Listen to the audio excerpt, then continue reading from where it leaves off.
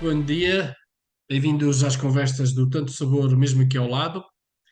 Uma saudação especial a quem nos acompanha em direto nas redes sociais ou via Zoom. Tanto Sabor, mesmo aqui ao lado, tem como objetivo promover o consumo de produtos locais, sensibilizando os agentes privados e residentes da região centro para as virtudes de comprarmos localmente e aproveitarmos as potencialidades dos produtos da época. Este programa pretende dar visibilidade a projetos que nas 8 sub-regiões do centro são embaixadores do consumo local e, ao mesmo tempo, mostrar a quem nos acompanha que é possível passarmos da intenção à prática, levando os melhores produtos com os melhores sabores para a nossa mesa. Tudo isto com claros benefícios para a nossa saúde, para as comunidades locais, pois estimulamos a pequena economia e os produtores mais próximos, e para o planeta, pois precisamos de menos recursos para levar o melhor à nossa mesa. Importa lembrar que o Tanto Sabor é um programa que se insere no projeto Centro Sustentável, desenvolvido pela Turismo do Centro, dinamizado pela Biosfera Portugal e que conta com o financiamento da linha de apoio à sustentabilidade do turismo de Portugal.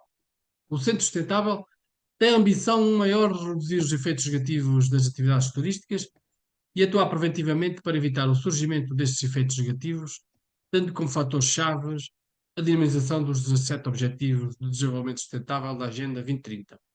Tem o seu foco na valorização das pessoas, no desenvolvimento socioeconómico da região e no uso eficiente dos recursos.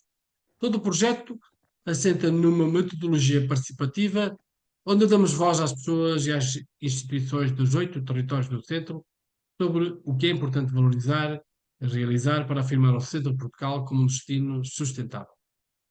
E é por este motivo que estamos aqui hoje à conversa com Tânia Andrade, que nos vai apresentar o projeto Mercado Biorregião, que visa fomentar a comercialização e a promoção do artesanato e dos produtos agroalimentares locais e ou biológicos da biorregião de Idanha Nova e do território, e que é sem dúvida uma boa prática de como podemos aproximar os produtos locais da mesa de cada um de nós. A segunda parte desta conversa, daqui a minutos, vamos arregaçar as mangas e seguir até à cozinha do Polo Gastronómico do Centro, em Viseu, com a chefe Carolina Oliveira, que nos vai abrir o apetite com todos os sabores que podemos encontrar, mesmo aqui ao lado. E esta é sim uma conversa com tanto sabor, hoje dedicada à região da Beira Baixa. Para isso, temos connosco, como já dissemos, Tânia Andrade. Muito bom dia, Tânia. Obrigado por estar aqui connosco. Bom dia, Telmo. Bom dia. Obrigada pelo convite em nome do município de Anha Nova e da minha pessoa em particular. Obrigada pelo interesse que manifestaram pela região no global, mas também por este nosso projeto. E assim que nos está a ouvir, apelamos à sua participação, faça comentários, sugestões, partilhe este vídeo nos seus canais, participa ativamente. Tânia, como é que surgiu esta ideia? Esta ideia, podemos dizer que fruto de novos modelos de consumo e de todo um estilo de vida mais acelerado, assistimos a uma progressiva centralização da produção, mas também da distribuição. Dos mercados um pouco por todo o país sido algo abandonados, não é? Até em grandes metrópoles assistimos a um bocadinho todos a isso. E isto vai prejudicar os produtos endógenos, mas também do comércio local e toda uma economia de base local. O município de Anha Nova quis então insurgir-se contra esta tendência, jogando esforços para recuperar a tradição do mercado municipal. Na verdade, Telmo, esta é recuperar a tradição, mas que também nos responde a desafios muito significativos, nomeadamente potenciar circuitos curtos de comercialização e incentivar práticas culturais menos intensivas e ambientalmente sustentáveis vai contribuir para a diminuição da emissão de gases de efeito de estufa e todas as etapas que seriam necessárias para chegar aos grandes centros de distribuição. Mas também, como aliás disse, queremos, e como biorregião queremos e temos essa responsabilidade de promover os nossos produtos biológicos, embora o mercado se faça no resumo de todos eles, não é? Os biológicos, mas também os nossos produtos locais e endógenos. E não esqueçamos que consumir produtos locais vai reforçar os sistemas produtivos, a microeconomia e a nossa soberania alimentar.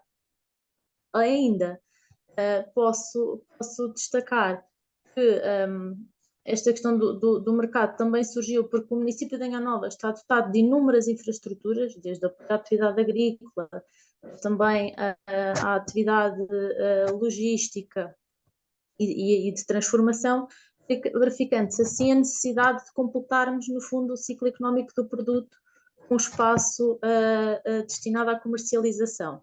Depois, como o Telmo já disse muito bem, sem dúvida estar a contribuir aqui, peço desculpa, para a saúde de todos, não é? Para a melhoria da dieta alimentar. Vamos ter produtos da época nesse mercado, é esse o objetivo. Exatamente, sempre com produtos da época. E diga-me o seguinte, quantas pessoas estão envolvidas neste projeto?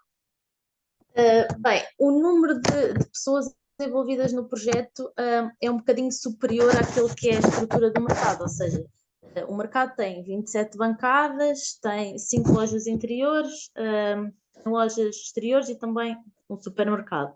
Mas o número é bastante superior a isto, porquê? Por exemplo, a Bioeco, que é uma associação nossa parceira neste projeto, tem mais de 100 associados, sabe? E é presença assídua nos mercados. Ou então há Adraços, que representam um conjunto de produtos e produtores. Ou até as Hortas de Idenha, que é uma empresa privada que marca presença também assídua no mercado e que já reúne várias dezenas de acionistas, ou seja, o número é bastante Vai a superior uma àquele que centena é, já. exatamente, Vai a uma àquele que é a centena. estrutura do mercado.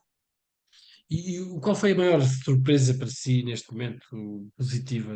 Não vamos falar das surpresas negativas, vamos falar das surpresas positivas ao Exato. desenvolver este projeto. A surpresa positiva, em meu nome pessoal, mas que acredito que também seja uma opinião partilhada pelo nosso Executivo Municipal, eu creio que foi voltar a ver, ou seja, a surpresa, o que nós mais gostamos, o que nós destacamos de mais positivo foi voltar a ver a dinâmica do mercado, não é? A dinâmica que estes mercados podem ter. As pessoas voltarem ao contacto, é um espaço de convívio, não é? Ao sábado de manhã.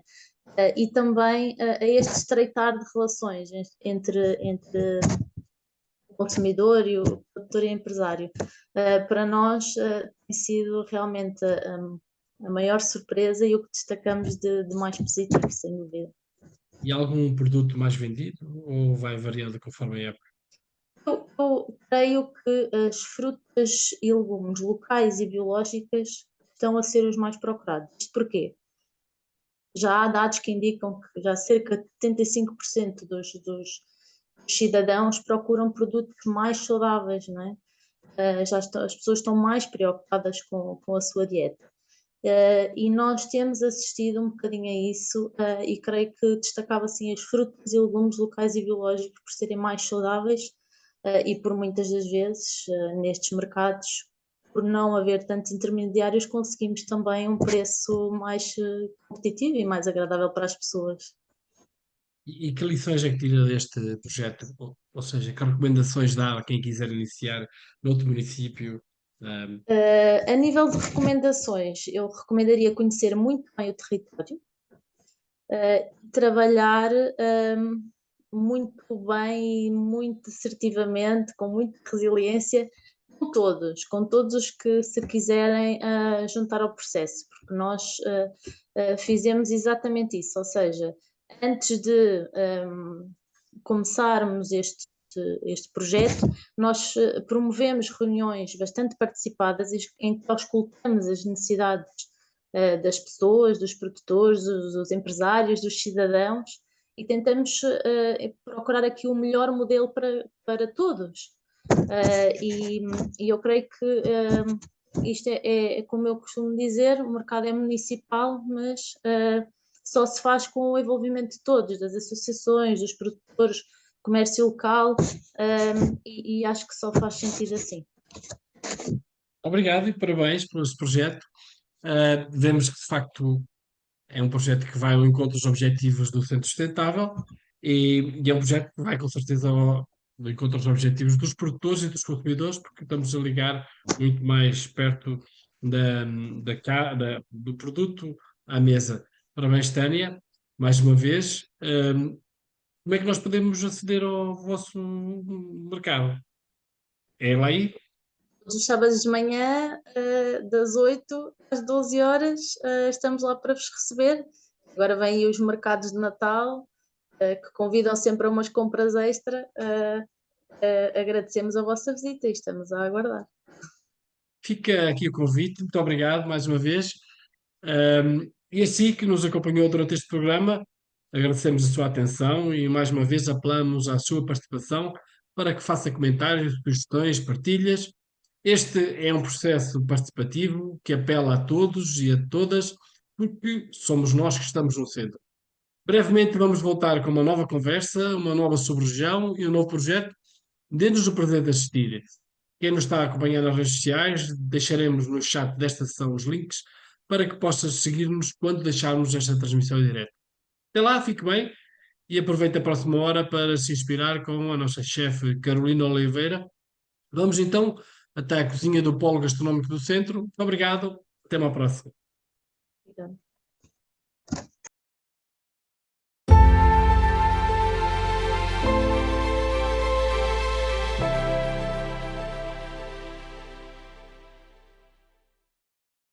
E agora fica aqui já desvendado o nosso prato principal, claramente. Temos aqui peru, que será então o prato de carne da minha sugestão de época natalícia. O peru é uma carne branca e muitas vezes trago-vos uma sugestão de uma confecção para quando não temos tantas pessoas assim à mesa, porque o mais bonito será, sem dúvida, rechear um peru por inteiro. Portanto, será um prato bem imponente para o Natal. No entanto, deparo-me que há pessoas que optam por não fazer o peru recheado por ser uma peça demasiadamente grande, às vezes até para os fornos que temos em casa. Então, também porque o peru está muito associado a uma carne branca, com menos gordura e que por vezes nas zonas de peito fica um pouco mais seco e tem menos sucesso à mesa, eu sugiro-vos que, portanto, optem por uma peça de perna de peru, porque vai ser uma carne mais escura, mais suculenta e mais fácil. O peru, para ficar, portanto, suculento, deverá ficar pelo menos de uma noite para a outra num recipiente com água, muito sal, água claramente bem salgada, com rodelas de limão e rodelas de laranja, porque ele vai ficar, a marinada do peru é esta, portanto não é bem uma marinada, é antes uma forma também de salgar a carne de forma uniforme e de a tornar mais suculenta depois quando a cozinhamos. Neste caso já fizemos essa pré-preparação e vamos avançar. Uma indicação também que nos estamos aqui a aproximar do sul, Beira Baixa, não é? É a utilização de um novo instrumento na cozinha, mas que para mim faz toda a diferença, que será um almofariz para fazer os temperos e portanto, para temperar a carne. É diferente fazer os nossos temperos num almofariz do que fazer, por exemplo, num 1, 2, 3 ou fazer cortado à mão. Portanto, a forma como ele se depois vai, no fundo, apresentar na carne e nos sabores é totalmente diferente. Normalmente são objetos feitos de mármore, que já não é tão característico do norte, que temos estado mais ou menos até agora a falar, e é um objeto que eu adoro na cozinha. Portanto, fica aqui hoje este upgrade. Então, se calhar sugeria-vos que não há necessidade de fazermos nós o desossar da perna, portanto, muito facilmente no talho é possível solicitar uma perna desossada, mas também porque nós aqui temos uma gestão de desperdício, temos uma filosofia de aproveitamento, vamos pedir os ossos e fazer uma sopa de entrada. Hoje não temos nenhuma bebida, mas vamos ter um caldo a fazer lembrar uma canja, mas uma canja mais rica, vá lá, para esta época. Então vamos começar por aí. Os caldos começam sempre com água fria, bastante água fria, os ossos que vão dar aqui os aromas, portanto, neste caso temos aqui, portanto, não aproveitamentos do peru, que já vamos, e vamos aqui então, já temos aqui uma panela de água fria, não precisamos de azeite, não precisamos de sal, não precisamos, vamos começar simplesmente por colocarmos a carne, para ganharmos então este tempo de cozedura dos ossos, que vamos necessitar para termos então o nosso caldo É uma sopa que tem duas na minha cultura. Tem aqui um aproveitamento muito engraçado, que nem sequer é a sopa principal desta refeição. É uma sopa reforçada que se dá antes de irmos embora, já no dia 25. Portanto, nós chegamos 24, temos uma boa ceia de Natal, continuamos para o dia 25, uma grande almoçarada, e depois aquela sopinha do aconchego, já final da festa, com um pouco de carne, mas leve. Fica a sugestão para incluir no seu menu esta sopa para os seus convivas, para a sua família. Então, o que é que começamos por fazer? Estes ossos devem estar sempre durante 1 a 2 horas em água gelada, para que saia todo o sangue que neles permanece. E, neste modo, quando começamos a cozer, o sangue não vai para a água e não suja. Não é que o sangue traga nenhum sabor, mas fica um caldo mais clarificado, mais límpido e mais bonito depois de servir. É normal que, ao começar a ferver, se vá formando alguma espuma, e então devemos ter o cuidado de ir retirando esta espuma exatamente pelo mesmo motivo, para que o caldo fique limpo e fique limpo, fundamentalmente. Como na maior parte dos caldos vamos aromatizar com um pouco de cebola, e ao longo das nossas confecções vamos utilizar, como utilizamos produtos biológicos, que esta zona também é muito rica, é muito fácil encontrar vários produtores de legumes, de carne biológicos certificados. Então vamos poder utilizar as cascas dos nossos legumes para conferir mais sabor ao caldo, fazendo também assim um aproveitamento total dos legumes. E para tal vamos aqui começar pela xeróvia, que vamos utilizar para fazer o acompanhamento, um dos acompanhamentos do peru. Vamos então descascar como se uma cenoura se tratasse, aliás ela é também uma raiz.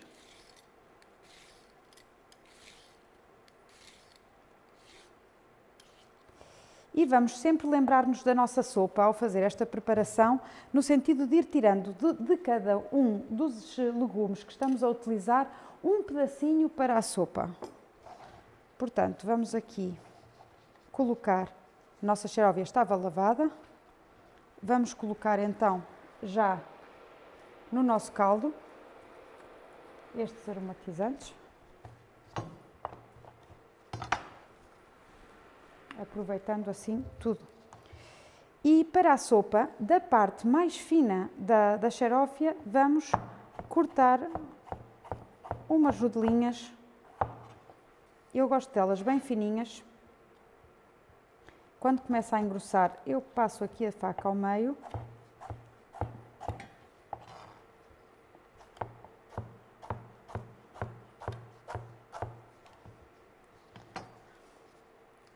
E começo a ter os legumes que vão depois para esta sopa canja reforçada, da beira baixa. Ora, muito bem.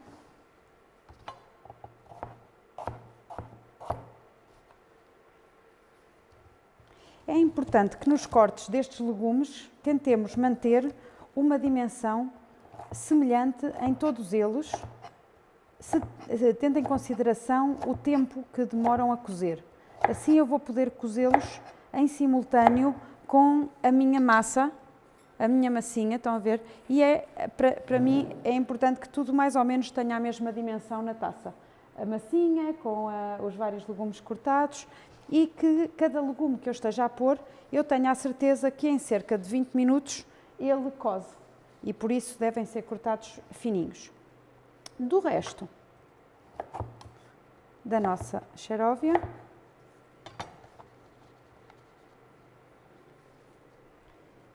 vamos preparar mais à frente, só para eu ganhar aqui um pouco de tempo. Porque necessito, desde já, de alho. Vamos então preparar o tempero do nosso peru. Vamos ter aqui uns alhos.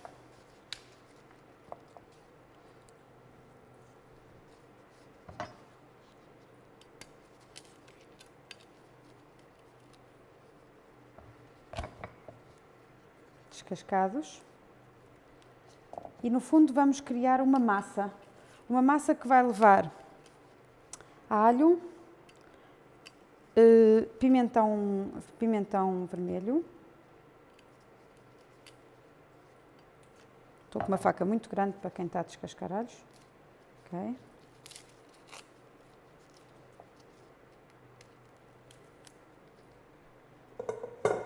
Vamos utilizar aqui este processo.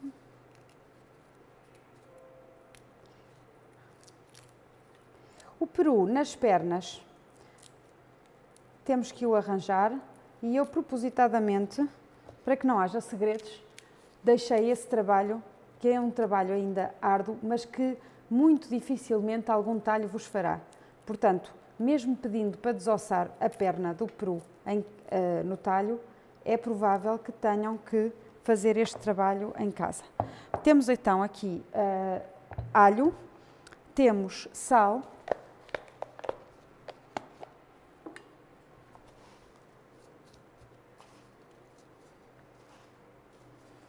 temos que imaginar o sal suficiente para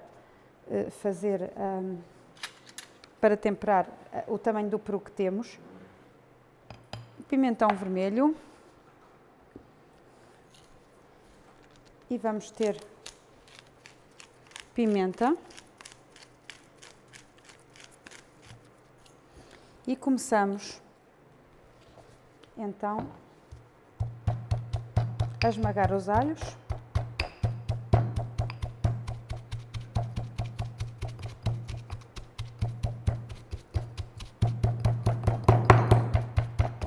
E quando tivermos os alhos esmagados, eles já libertaram o seu suco e vamos poder começar a juntar uns golinhos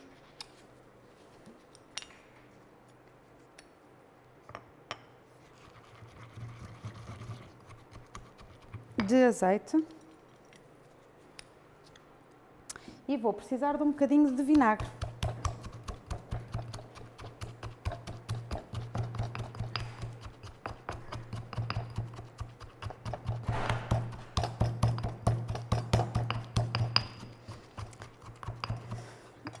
Temos aqui já uma pasta, como poderão visualizar aqui. Muito simples, como viram, que depois vai ser barrada com vinagre. Em relação ao peru, então, este é exatamente o formato como me foi entregue hoje. Então, a primeira coisa, a parte superior do peru não levanta qualquer questão. O que é que temos que ter em consideração? Quando formos a enrolar, queremos mais ou menos que o recheio do peru fique uniforme nesta peça e temos que criar uma peça uniforme para assar. Ora, a peça por si tem aqui uma parte mais alta e depois tem uma falha de carne do lado direito e tem uma falha de carne, se vamos assim para o lado esquerdo, que não é falha nenhuma, são as pernas que são mesmo assim. E então o que é que vamos reparar? Que na parte da perna temos aqui umas,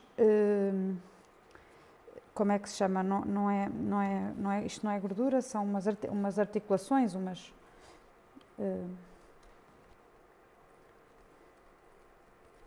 já me vem o nome agora, pronto, mas é como se fossem umas articulações mais duras, que não são bem osso, e que nós temos que limpar, porque elas nunca se vão desfazer.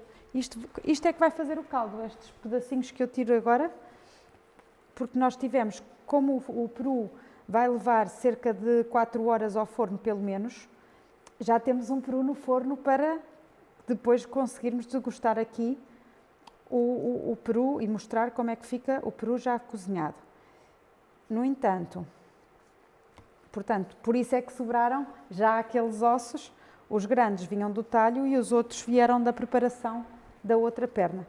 Portanto, tal e vamos apalpando, vamos sentindo que há umas... Podemos passar a faca, não se preocupem de desfazer um pouco a carne para fazer este serviço, não se vai notar no final. O que é importante mesmo é não ficarem estas peças com uma faca pequenina. Sigam. Não estou muito preocupada com algum desperdício que haja aqui de peru, uma vez que eu vou aproveitá-lo depois na nossa carne. No nosso caldo, peço desculpa.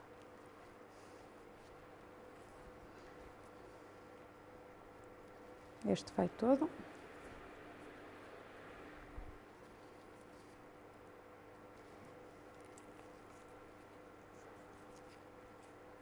Se quisermos, podemos sempre optar por fazendo mesmo a perna, mas se formos ainda menos, podemos simplesmente fazer a parte de cima.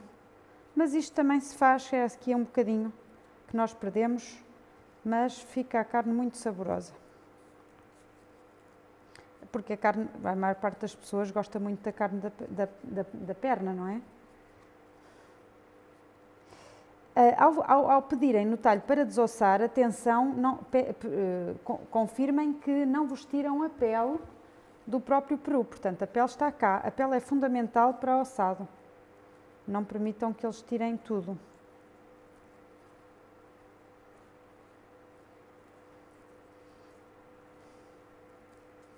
Estas gorduras também estão a mais.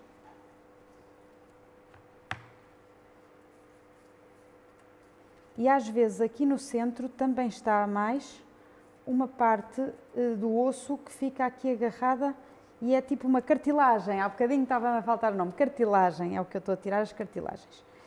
Portanto, e esta parte aqui também, às vezes ainda se nota uma cartilagem que vem junto ao osso.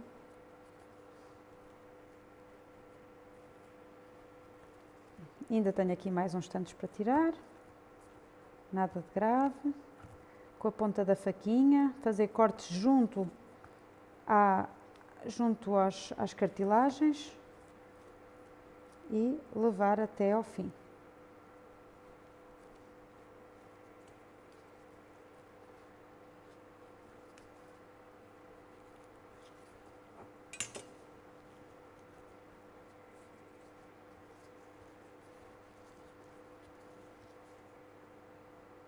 Outras gorduras que haja à partida com 4 horas de forno, elas vão acabar por se transformar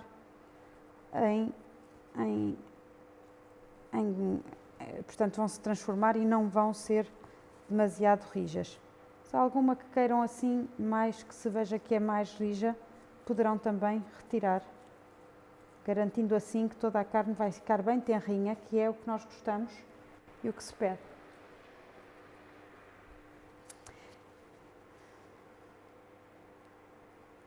Porquê é que não devemos pôr ali a água já a ferver, adiantando o serviço? Porque se pusermos a carne e os ossos, quando está já a ferver a carne, vamos estar a selar a carne, dificultando assim o processo de saída dos sabores, dos sucos da carne. O que pretendemos no caldo é o contrário, é que todos os sabores da carne, dos ossos, passem para a água. E é por isso que então devemos começar com a água fria e não... Em todos os caldos, aliás, deve ser sempre feita essa ressalva de que os caldos começam com água fria para que tudo passe para a água, que é isso que nós estamos aqui à procura, desse caldo bem saboroso. Já sabemos que, há bocadinho eu estava a dizer, é normal, a produção do peru é muito fácil encontrarmos produtores bem locais, é uma carne que normalmente tem fornecedores locais e portanto devemos nos esforçar e às vezes Ali, para os mais curiosos, que gostam de preparar bem, com muita antecedência, as pessoas que têm perus começam a preparar os perus de Natal no fim de agosto. Então, no fim de agosto compram-se os perus pequeninos e começam-se a alimentar. Assim que, eventualmente, se arranjar o seu produtor local, pode encomendar o seu peru por essa altura, de modo a que ele também se consiga organizar na quantidade de perus que tem, porque os perus, a carne, como todos os produtos em geral, é altamente influenciada pela vida que tem. Portanto, se estamos à procura de um pequeno produtor que alimenta, que os perus estão no campo, em galinheiros abertos e, portanto, que demoram efetivamente, estão a ver, fim de agosto, setembro, outubro, novembro, dezembro, 4, 5 meses a crescerem, essa carne é naturalmente diferente e vai fazer toda a diferença na vossa confecção. Agora sim, ainda está aqui um restinho, peço desculpa, isto demora mesmo um bocadinho, mas acho eu que a nível de formação não se pode esconder estes trabalhos, que é o que eu chamo, são os trabalhos mais sujos, mas que fazem a diferença, não é? Porque depois nós vamos querer cortar o lombo nesta posição e não podemos encontrar cartilagens que não nos é possível cortar. Portanto, este trabalho é mesmo importante.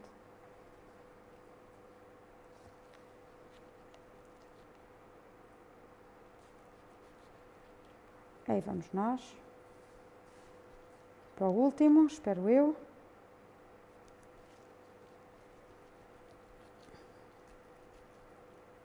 Exatamente.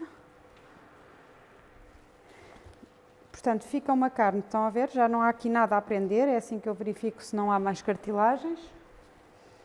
E agora, vamos ao segundo momento, que no fundo é isto que é um pouco a técnica de rechear. Tem a ver com conseguirmos criar na peça de carne uma peça uniforme. E como veem, existe aqui uma bola de carne, depois existem aqui duas mais baixas e existem aqui dois buracos para conseguirmos imaginar como se fosse um quadrado de carne. E agora, com a faca, vamos então fazer o seguinte, vamos abrir, sempre que encontrem alguma coisa que acham que devam tirar, tirem. Às vezes a gente, quando começa a abrir a carne, começa a aparecer. É o meu caso aqui. Pronto. Então vamos lá. Então o que é que vamos fazer? Vamos pegar na faca, com a mão espalmá-la e imaginar que temos que levar carne para os sítios onde ela naturalmente não existiria, tentando manter uma peça inteira, porque será mais fácil depois no atar.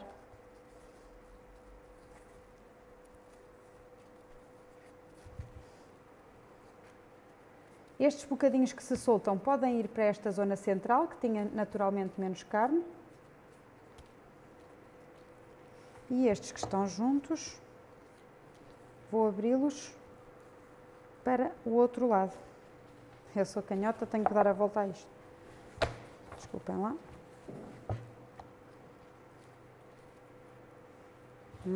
Não é ainda assim? Mais uma. Pronto.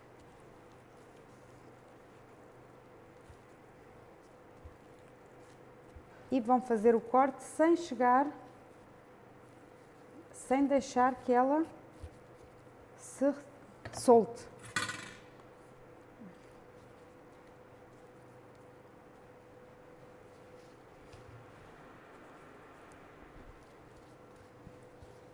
E cá temos nós uma peça.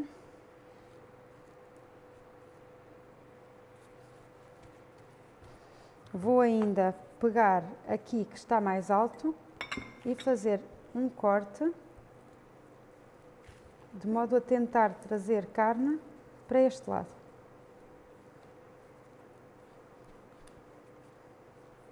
Está aqui um fundinho, um restinho de cartilagem que me escapou.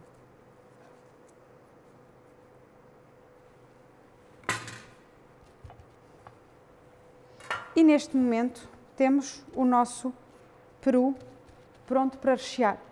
Antes de estar pronto para rechear, vamos então fazer-lhe a marinada. Todo este trabalho pode estar feito com 2, 3 dias de antecedência sem problema. Ora bem, onde é que está? Pois está aqui. Vamos então pegar na nossa marinada e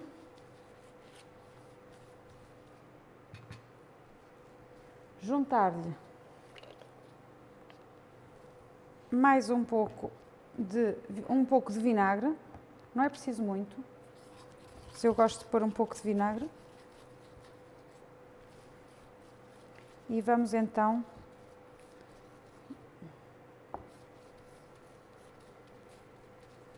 pincelar a nossa carne. Vou virá-la ao contrário, fazendo o mesmo processo deste lado.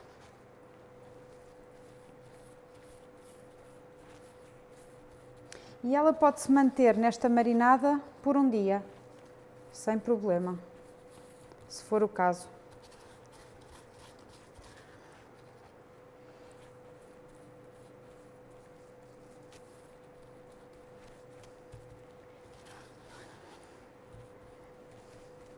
À parte, pedimos para picar carne de vitela e 50% de carne de vitela, 50% de carne de porco. Existem várias receitas de recheio de peru. Esta é feita com um mix de carnes, portanto, neste momento aqui já temos 50% de cada carne, bem picada.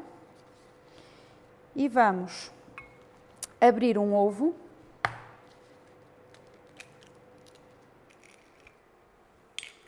Vamos colocar primeiro tudo o que podemos amassar à vontade, sem medo de um pouco de pão ralado,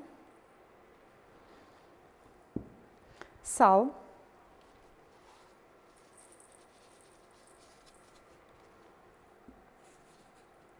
pimenta preta,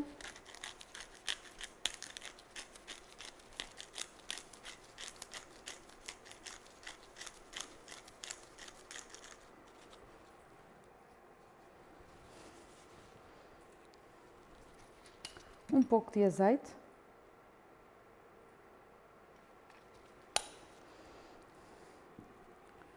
um pouco de vinho do Porto,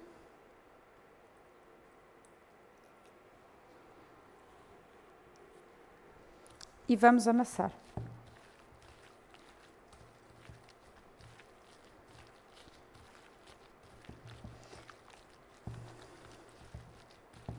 Aqui nesta carne picada também podemos picar um chouriçozinho, ou podemos pôr o chouriço mais inteiro, menos inteiro, também fica bem, porque ele vai libertando a sua gordura, mas não é fundamental, mas pode ter. Portanto, ele vai começar a criar então um pouco de, portanto, uma carne, um recheio com esta textura. Vou pôr mais um bocadinho de pão ralado. E agora vamos começar a fazer saber a Natal. E o que é isso de saber a Natal? Da época da castanha, cozemos e descascamos alguma castanha. É normal que nem todas saiam inteirinhas, que são boas para a confecção de pratos em que a castanha se vê na totalidade. Então vamos ter aqui uma parte de castanhas que eu utilizo, que não ficaram tão bonitas, e eu utilizo para fazer os recheios. É possível desde aí tê-los congelados, desde a época mesmo da castanha, que acaba por ser aqui um mês e qualquer coisa, não é? Portanto, São Martinho, ali por voltas de novembro. Nós estamos aqui também muito perto das zonas de produção de castanha, faz sentido.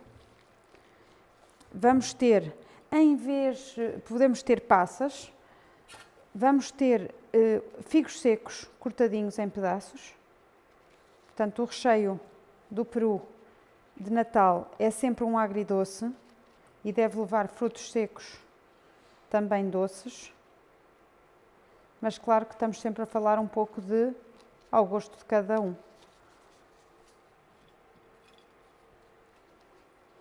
Juntamos então as passas e os figos e a seguir os frutos secos.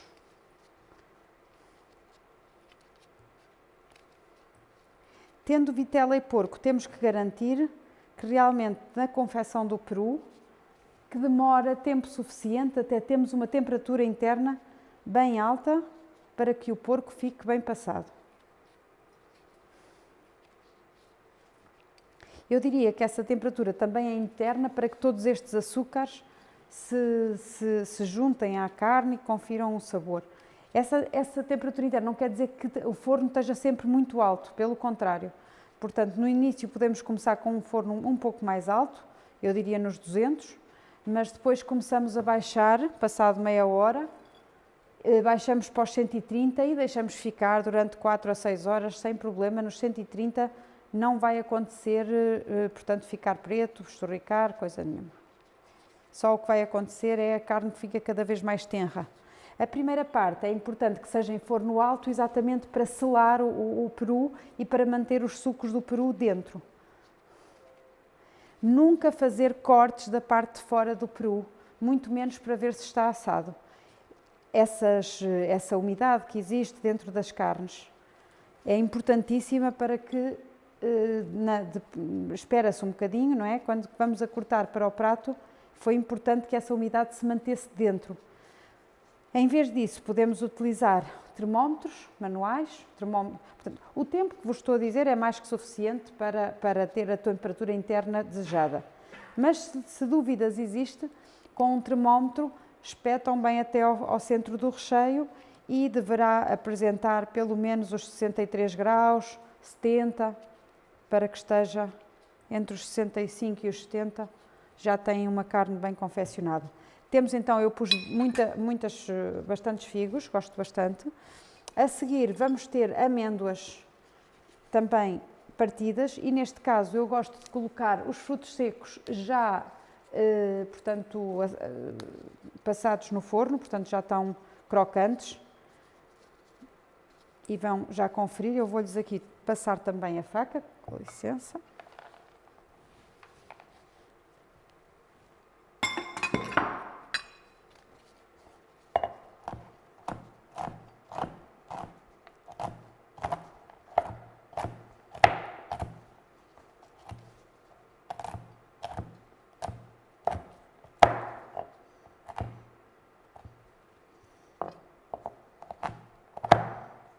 Também o recheio de Natal pode estar feito no dia anterior,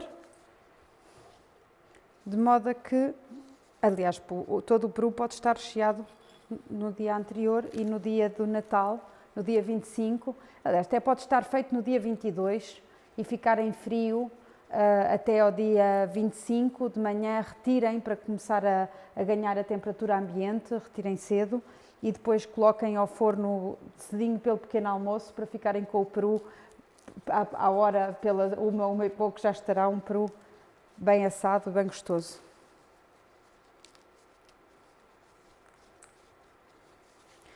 Então temos as nozes também. Também podíamos ter avelãs. Vamos retirar aqui a tábua de preparar. Ai não, que ainda vamos utilizar, peço desculpa. E vamos misturar então os nossos frutos secos aqui. Também há quem ponha um bocadinho de leite, mas eu como ponho o vinho do Porto e o ovo, não estou a sentir necessidade disso. Mas às vezes mete-se, quando é muita carne, mete-se metade de ovo e metade de leite. Se querem também aumentar, depende das famílias, há famílias em que nunca chega ao recheio, então podemos pôr mais um leite e mais um bocadinho de pão ralado e assim o recheio também rende mais. Muito bem, temos o recheio pronto.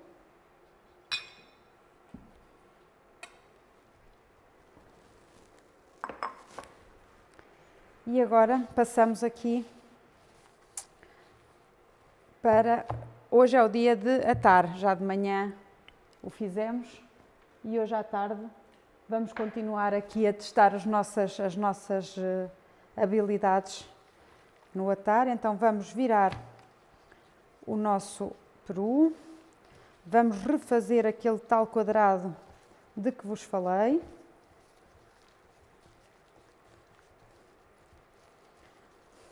Como veem, desta forma a assadura é uniforme, não é? E então conseguimos garantir que, por um lado, todas as fatias serão muito semelhantes e, por outro lado, a temperatura chegou da mesma forma a todos os pedacinhos de carne. E pegamos no nosso recheio e vamos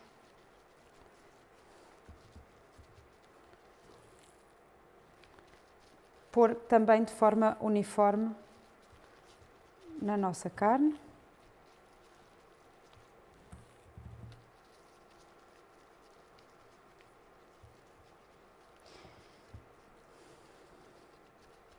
Neste caso, eu quero, portanto, estou aqui à procura de que fique uma bola de recheio lá dentro e para isso eu, portanto, deixo ficar aqui 2 dedinhos que não têm recheio para que depois, porque ao virarmos é normal que ele se chegue para lá. E agora vamos enrolá-lo de cá para lá.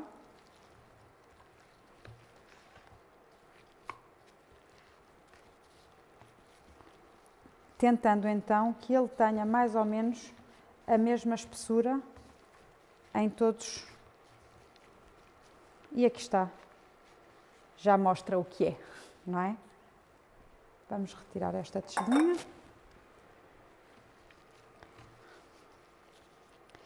E então, neste caso, vai ser necessário ajudá-lo a manter o formato que nós queremos. E para isso, vou retirar aqui um pouco de fio, um bom 1,5 m.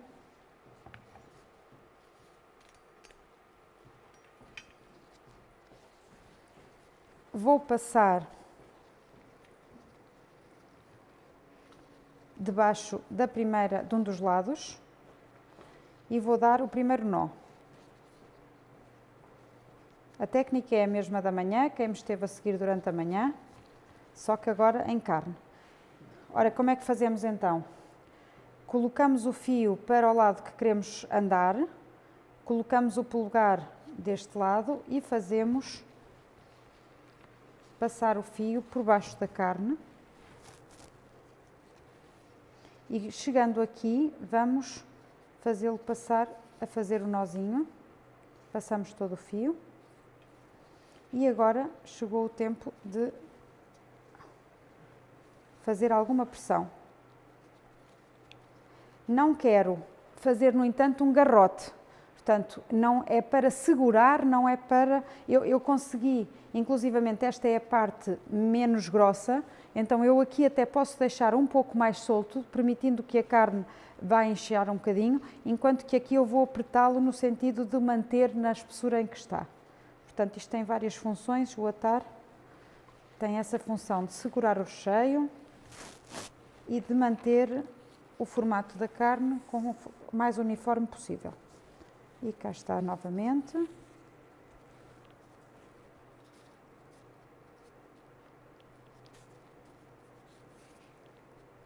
A vantagem, existem claramente sítios que nos vendem já os perus recheados, mas nós, na verdade, não sabemos muito bem o que é que estamos a comer lá dentro. Quando nós conseguimos rechear o nosso peru, nós podemos fazer ao nosso gosto, controlar intolerâncias, coisas que não queremos ter. Portanto, sabemos exatamente se leva ovo, se leva... o que é que leva, não é? E as quantidades em que leva. Portanto, eu acho muito vantajoso que o peru possa ser personalizado aos nossos gostos. Também há quem ponha, por exemplo, maçã, há quem ponha... há muitas receitas de peru. Eu gosto desta, é simples. O doce vem do figo, neste caso, e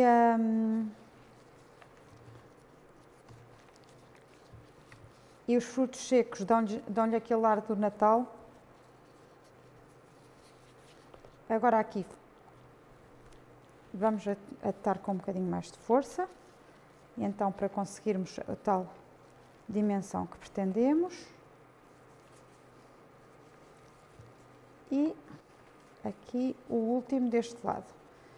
Cortei o fio um bocadinho à justa, no entanto, não me levanta qualquer problema, porque eu posso sempre adicionar fio. Já vamos ver, ainda bem que aconteceu. Vamos dar então aqui o nó, terminando este fio, para que ele não saia daqui.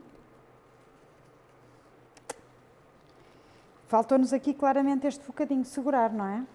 Vamos chegá-lo para cá, vamos tirar mais, eu diria aqui a espessura, o comprimento, mais qualquer coisa.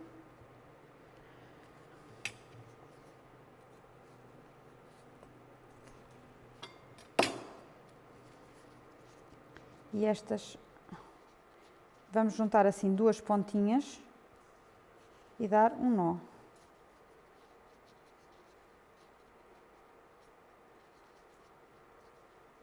Oi.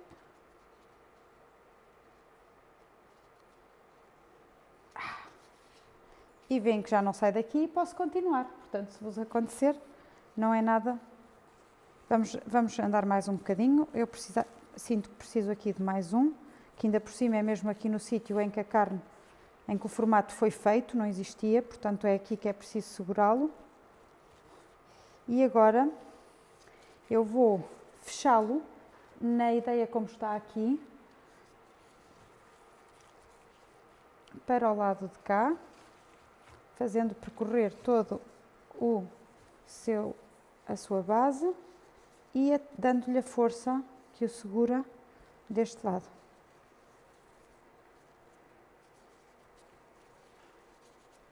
E segura, e puxa, e vai. E vai. Não, está-me a sair daqui. Temos que ir aqui ao segundo. O primeiro está a querer sair, exatamente pelos motivos que disse. Não o apertei bem para ele ter por onde crescer e agora ele não tem força. E vamos dar aqui um nozinho destes de desfazer facilmente, de modo a depois conseguirmos tirar o fio também todo, como expliquei de manhã. Aí está ele. E puxa, e tá. E temos o nosso peru recheado, pronto para ir ao forno. Se veem que aqui não tem, que falta ligeiramente um pouco de pele, não é preocupante. O que é que se pode também fazer? Um pouco de bacon e tapar. No entanto, não é assim um assunto que me preocupe demasiado. Para assarmos carne, uma das regras será fazer uma camazinha para a levantar, para que ela consiga respirar. Então corta-se a cebola bem grossa.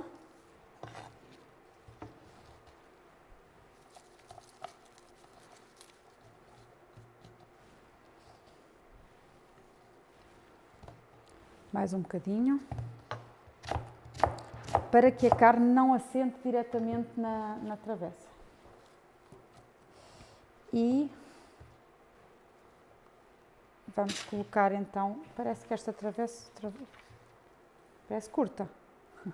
Vamos pedir outra mais comprida. A perna parecia-me mais pequena quando estava ali.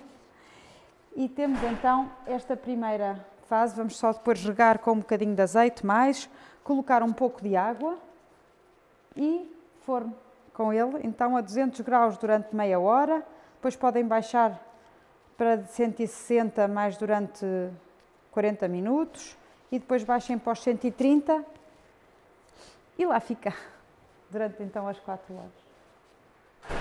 A grande. Vamos lá ver se eu consigo fazer isto só com uma mão. Parece-me que sim.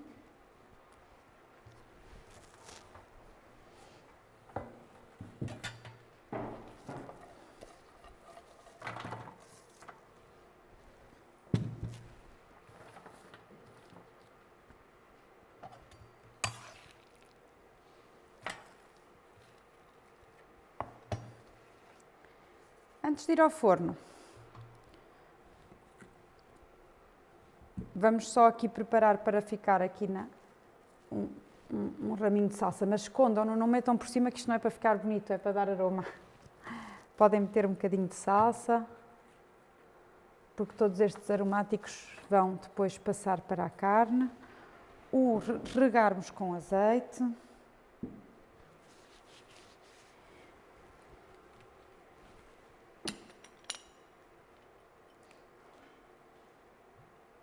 Sejam generosos, não se esqueçam que é uma carne magra e, portanto, temos nós que lhe dar a gordura. Não podemos poupar aqui.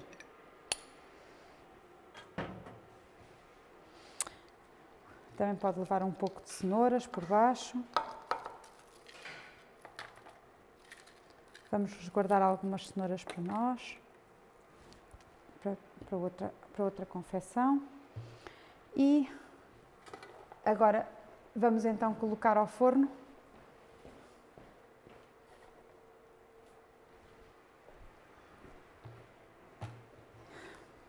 Já está. Vamos tirar aqui a nossa tábua de carnes, que a proteína principal está arrumada. Para acompanhar, proponho de facto que se utilizem marmelos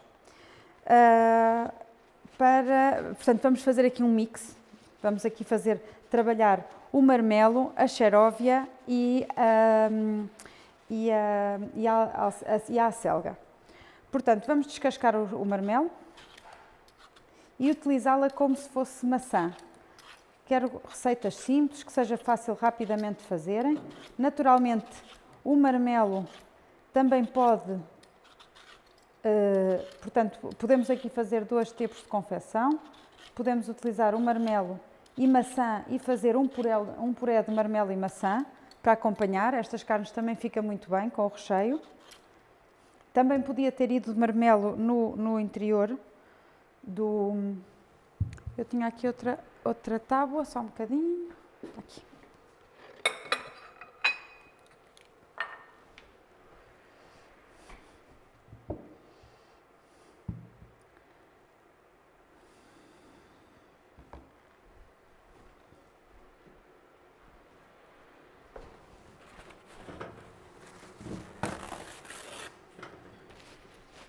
E vamos colocar o marmelo como se batatas assadas fossem. Portanto, simplesmente descascando, retirando o caroço.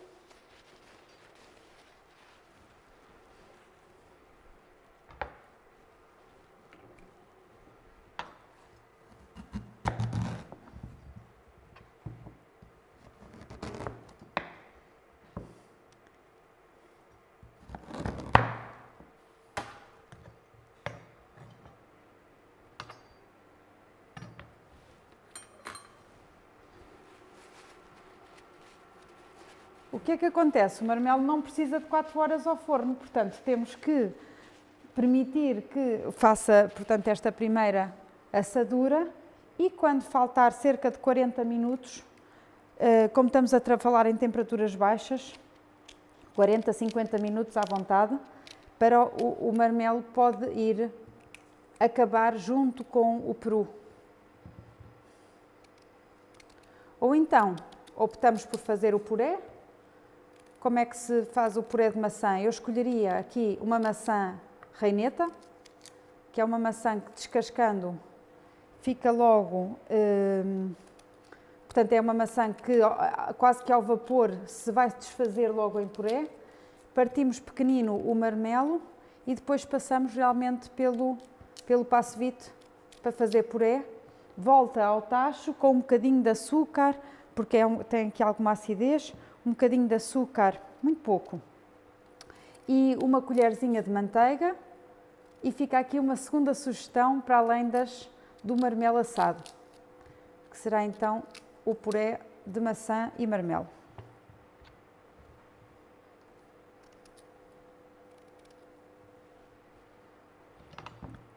Então vamos cortar como batatas, parecidas com batatas à padeiro.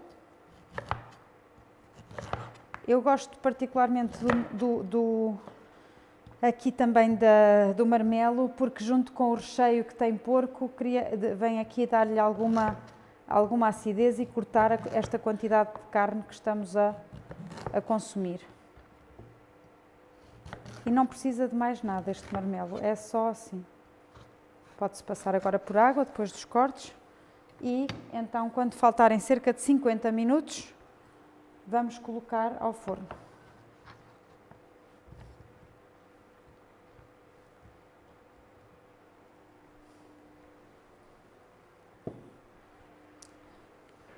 Muito bem. Vamos olhar aqui o nosso caldo.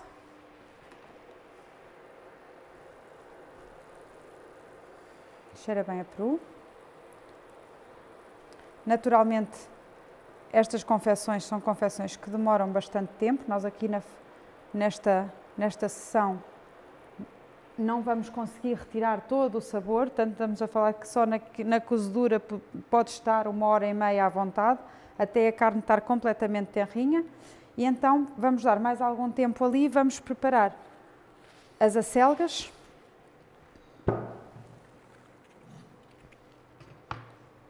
As acelgas já foram lavadas e por isso é que eu não fiz o puré. Portanto, as acelgas são muito características aqui desta zona. Vamos cortar o pezinho, elas são muito tenrinhas, apanham com esta geada destas alturas agora de frio e elas ficam tenrinhas. Nestas mais largas vamos como que quase que descascar, de modo a que saiam estes fios. É importante que, portanto, seja aqui um descasque, passar a faca na direção em que existe realmente a fibra para retirar o fio à acelga. Mesmo aqui a mesma coisa. Olha, já tinha cortado só as partes mais rijas. Porquê? Porque nós vamos utilizar o caule para trazer aqui alguma crocância a este prato e vamos fritar os caules das acelgas, fazendo assim um aproveitamento total deste verde maravilhoso.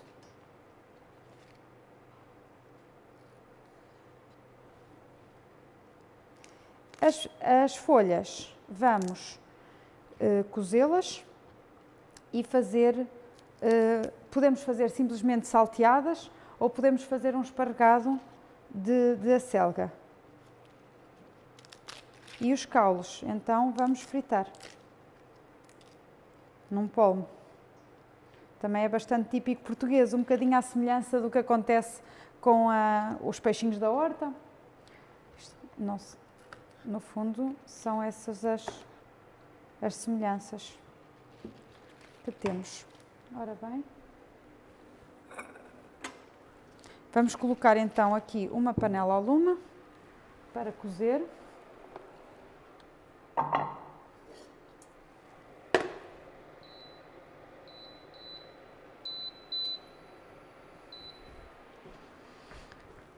E mesmo os caules também devem cozer, porque depois a fritar é muito rápido e não vão ficar suficientemente tenros. Portanto, vamos realmente cozê-los. Não é preciso cozer até estarem completamente desfeitos, mas se um caldo demoraria 15 a 20 minutos, vamos pelo menos ali aos 10, 12 deixá-lo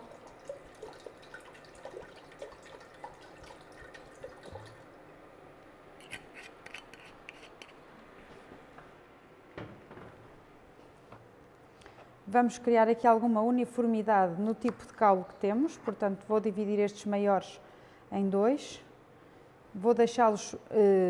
vou-os deixar desta dimensão que eu considero um bocadinho grande para depois termos aqui uma decoração engraçada com alguma... Isto quase que funciona como um palitozinho de legume que pode ter um molho, que pode funcionar como um dip.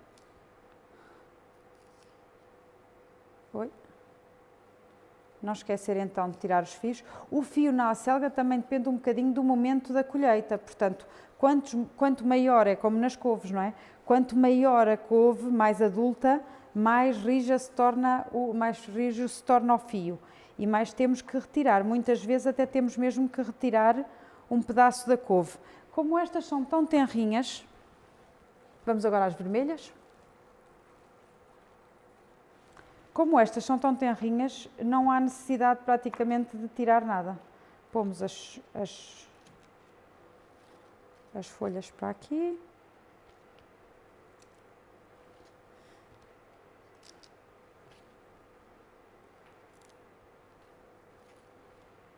E, como estava, vamos aqui verificar que não existe fio.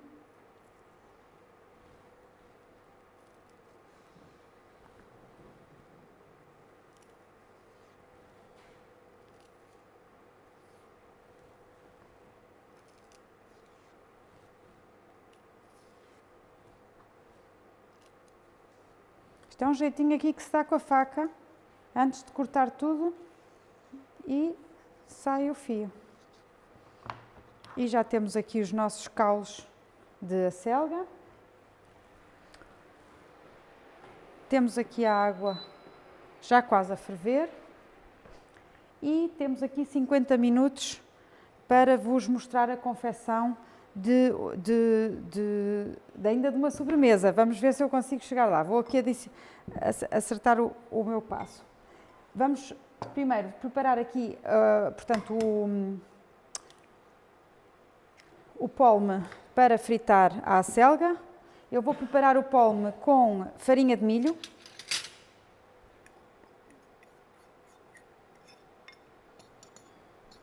Um ovo. Vamos deitar a farinha de milho até criar uma pasta relativamente dura.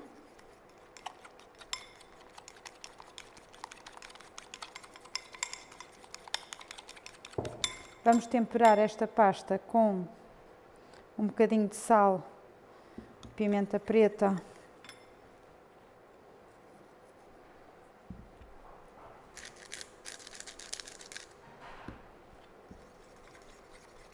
e voltar a mexer.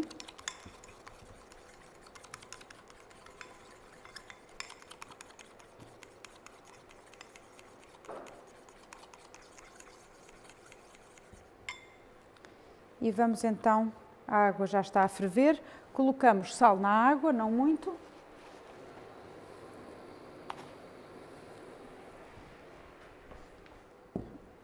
E vamos colocar as acelgas para cozinhar.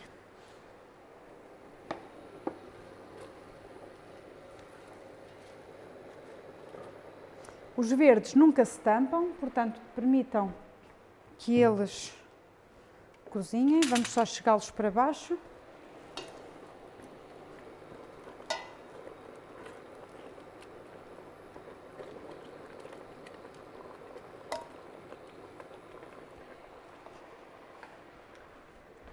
Precisar de um coador.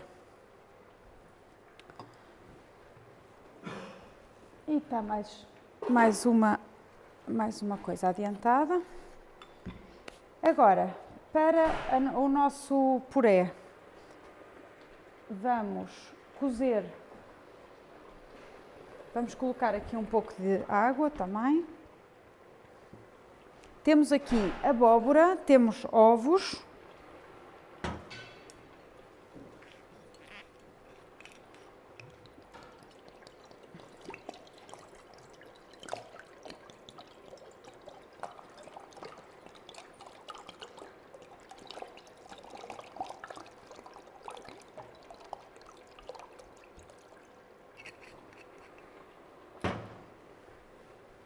Vamos cortar aqui a abóbora pequenina.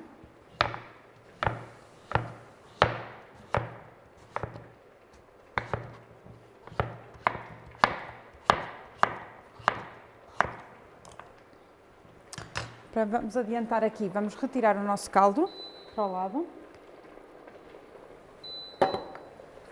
E vamos colocar, desta feita, queremos que os sabores fiquem na abóbora, então esta água deve estar a ferver. Portanto, enquanto cortamos aqui a abóbora bem pequenina, cerca de 1,2 kg de abóbora para 400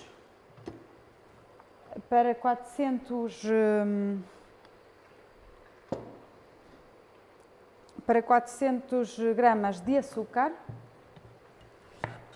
Já estamos a chegar aqui a uma hora boa para darmos, então, para colocarmos os nossos marmelos a assar. Para quem gosta muito de legumes assados, também podem juntar a abóbora, mas hoje vamos nos manter no marmelo. Cortamos pequenina então a abóbora.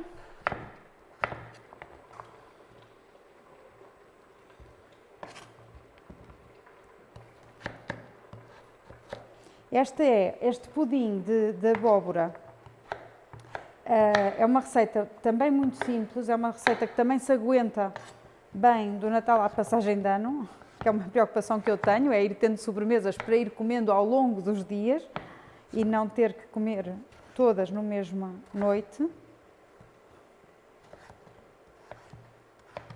E vem complementar um bocadinho também as sobremesas que temos estado a fazer. Portanto, fizemos o cheesecake de requeijão hoje de manhã, uma sobremesa à base de natas. Já fizemos as fatias douradas, que é um frito. Já fizemos, o que é que foi mais? Vamos cá pensar. Fizemos em Aveiro, as fatias douradas foram recheadas, não é? Em Aveiro. Depois lá embaixo, não me lembro mais.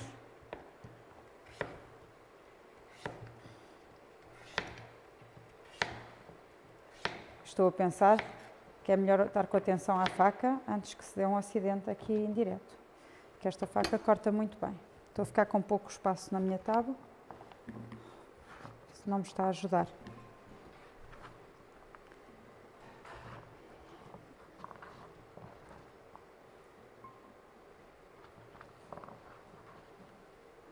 Fizemos os papos de anjo, que é um doce conventual. Eu vou-me lembrando devagarinho. A ideia foi complementar agora com um pudim, que ainda não tínhamos nada em formato de pudim.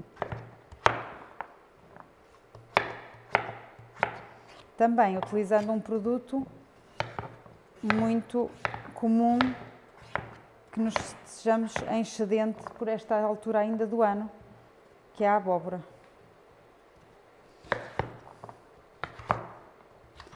E depois é uma sobremesa também muito rápida de fazer. Mesmo que demora mais, é mesmo este processo de cozer a abóbora. Vamos então colocar aqui. Como um pudim que é, enquanto a abóbora coze, eu vou fazer um pouco de caramelo para a forma. Pronto, a abóbora já está a cozer. As acelgas também já estão aqui a cozer. Vamos então acabar os preparados para que depois esteja tudo pronto, é só entrar esta abóbora escorrida. Então vamos aqui ao nosso liquidificador e vamos partir 6 ovos.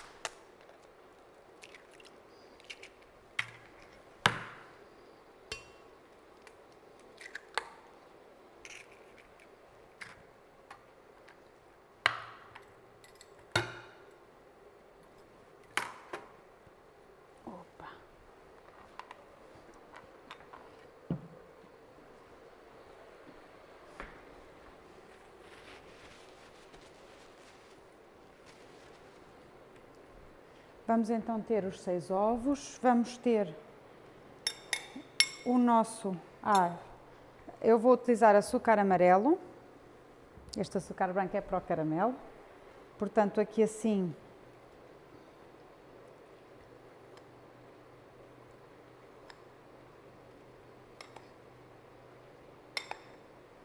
Aviso que este pudim é um pudim para comer, quase parece assim um doce conventual. Não é para comer grande quantidade, ele tem muito açúcar, mas é muito cremoso e até faz, pronto, é muito, muito agradável e dura exatamente porque as pessoas, ele é muito bom, mas comem em pequena quantidade.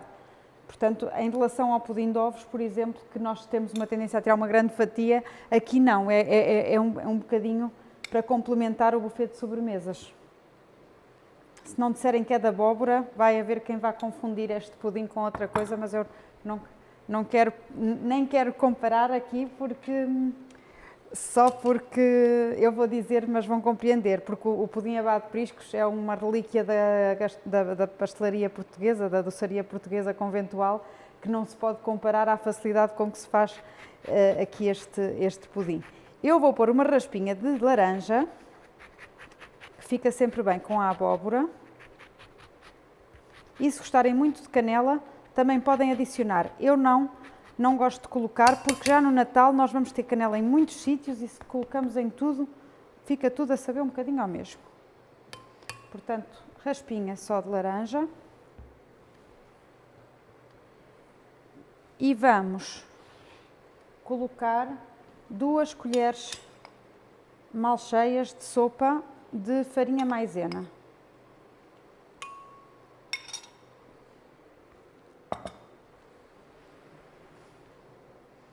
E 2 colheres de manteiga, que eu vou pedir para derreterem, porque não tenho aqui agora bicos para o fazer.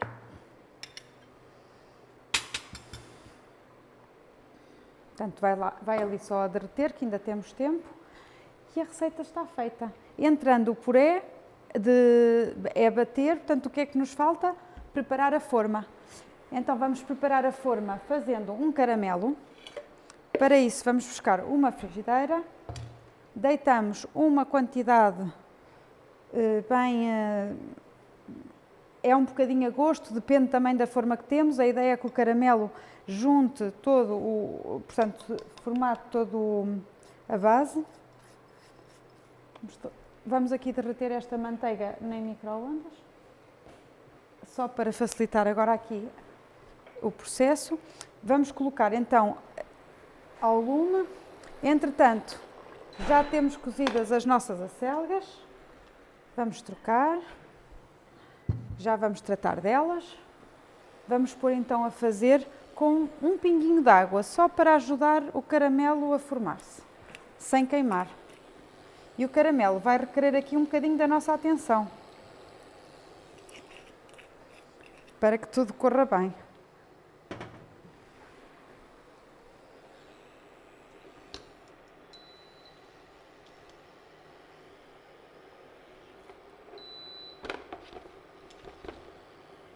Vamos lá então.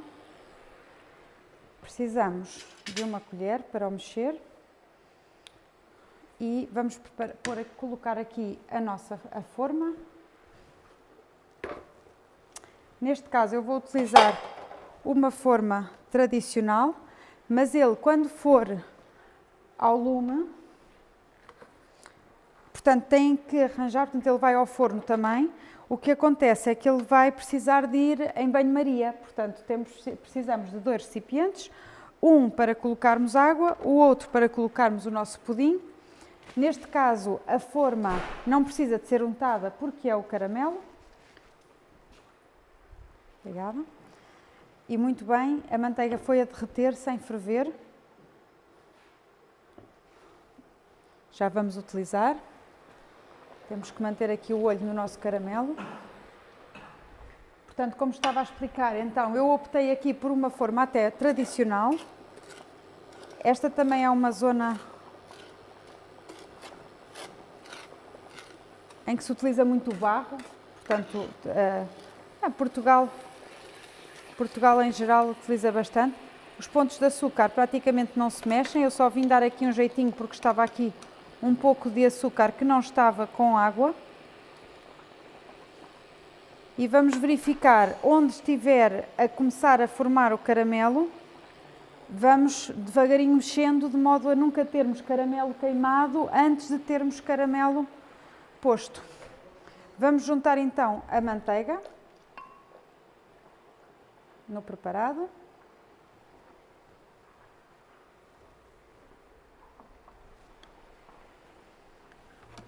E vamos mexer, fazer aqui a primeira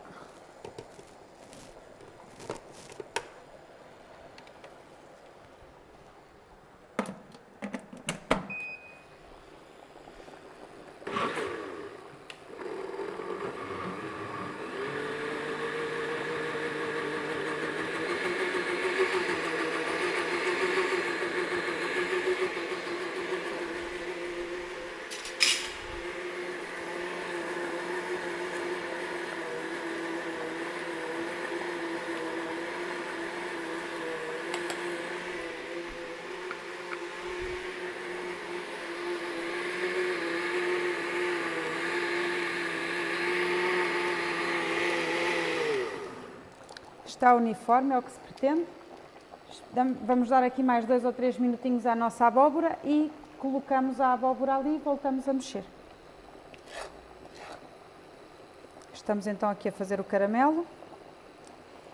Quando este pudim pode ser desenformado para uma taça, não é? Ou então podemos fazer o empratamento, como eu vos tenho estado a habituar. E, portanto, fazermos uma porção. Naturalmente, o pudim demora mais cerca de 50 minutos a fazer ao forno em banho-maria, pelo que temos também ali um pudim já preparado em dose pequena para conseguirmos demonstrar aqui o produto final. E não há tempo a perder, temos que continuar aqui com as nossas acelgas. Portanto, vamos aqui escorrer as acelgas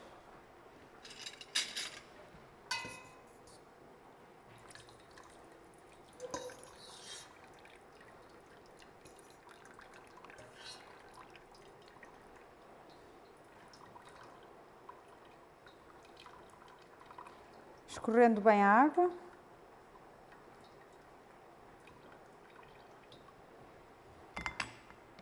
Vamos separar os nossos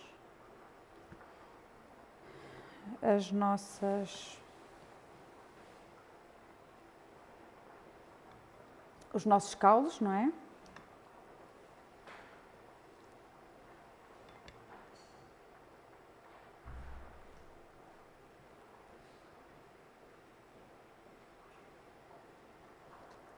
Toalhas lá em cima. Há toalhas lá em cima. Não pode. Bom. Vamos então, esta parece que está grande, temos agora ainda uma oportunidade para darmos a mesma dimensão a cada caule, para ficarmos aqui com um produto uniforme. E vamos tirar esta panela que já fez a sua função por agora. Vamos manter um pouco de água de cozer, o suficiente para preparar o nosso espargado. Portanto, vou retirar. Vai ficar só aqui um bocadinho de água, ainda é muita. Está chegando. Sempre aproveitamos todos os sabores, todos os caldos.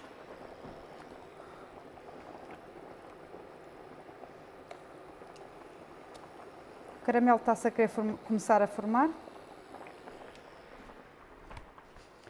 E vamos então, como é que eu vou fazer isto então? Vamos precisar, não, está aqui.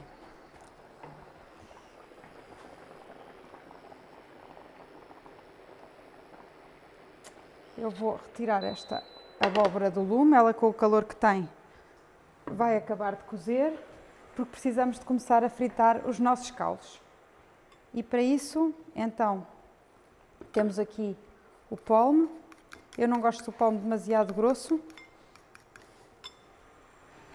Vamos colocar um bocadinho de óleo.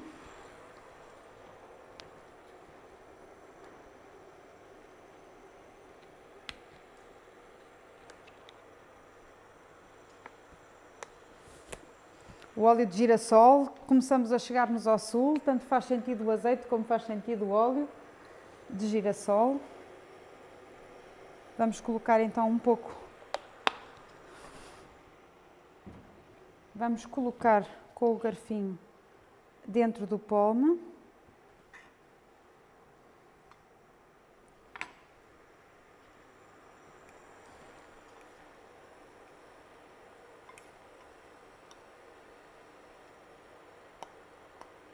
Vamos testar com um. Se precisar de mais um pouco de farinha, junta-se.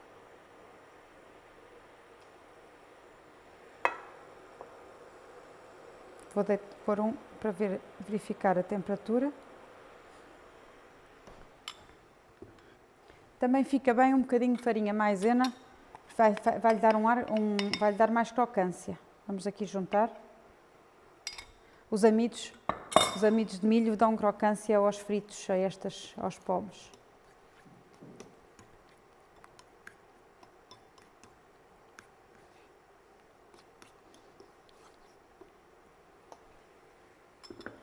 Já o nosso... Já aqui com o resto da acelga. Temos que ir espreitando aqui o caramelo.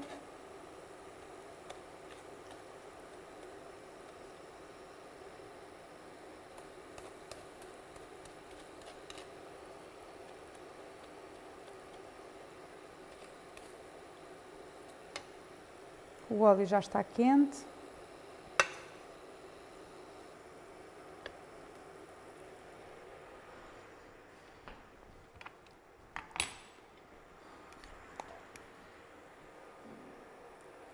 Vamos colocar um a um.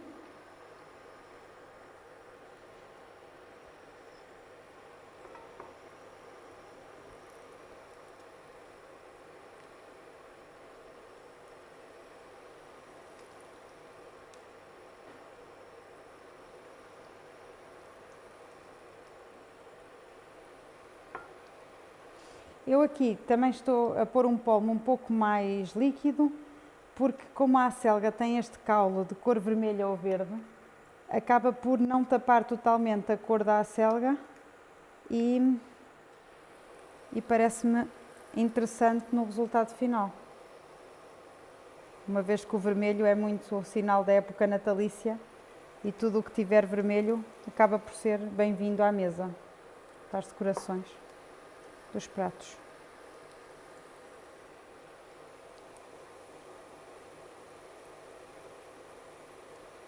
Estou a fazer aqui uns pauzinhos direitinhos, pelo menos estou a tentar, no sentido de conseguir dar aqui um aspecto final de micado,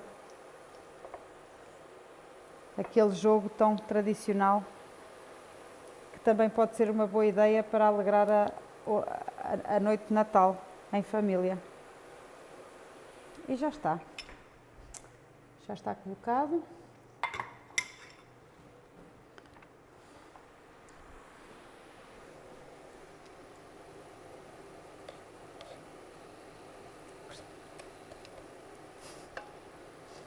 O caramelo é que não quer sair.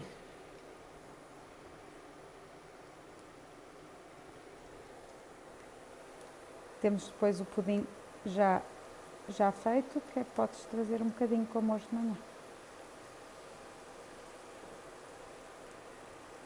Vamos virar aqui os nossos caules da selga.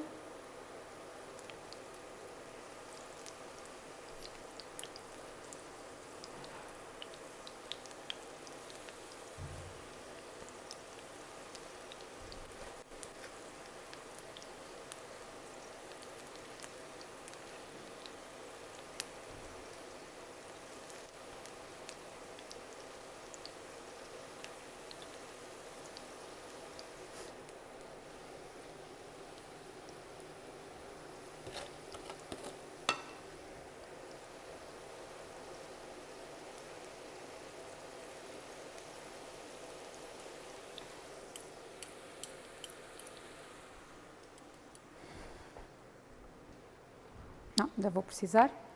Em relação aqui à nossa acelga, vamos lhe passar a faca bem fininha. Nós podemos simplesmente agora saltear com um pouco de alho e servir assim. Também podemos, com um bocadinho do caldo, juntar-lhe um pouco de farinha maisena, de alho.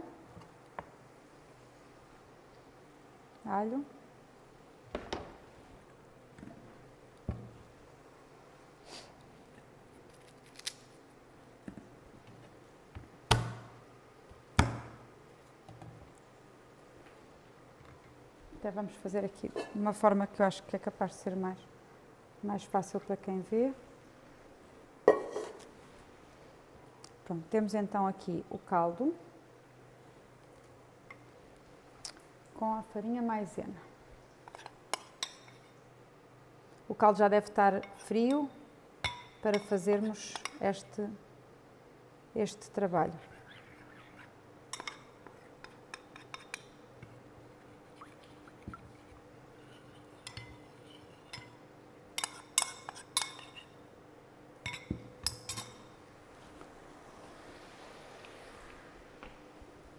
Estamos aqui a preparar. Temos aqui várias várias confecções a andar. Espero que não esteja a ser muito confuso para quem vê lá de casa. Mas o nosso micado já está pronto.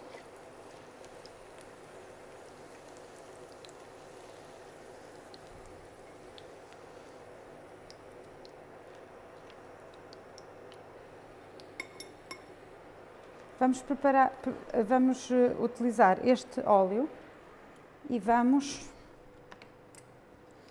fazer umas chips desta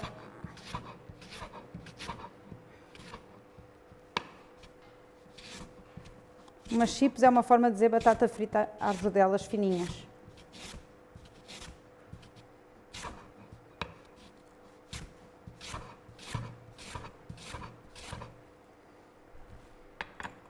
Só para o empratamento já chega.